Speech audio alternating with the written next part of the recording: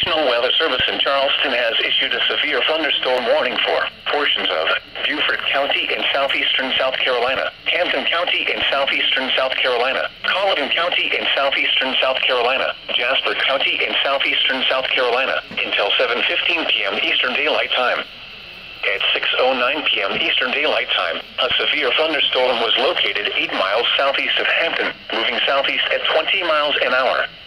Hazard, 60 miles an hour wind gusts and penny-size hail. Source, radar indicated. Impact, expects damage to trees and power lines. Locations impacted include Ridgeland, Yamasee, Coosawhatchee, Gardens Corner, Sheldon, Burley Branch, Cummings, and Gillisonville.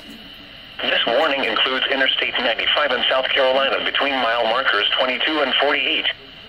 For your protection, move to an interior room on the lowest floor of a building.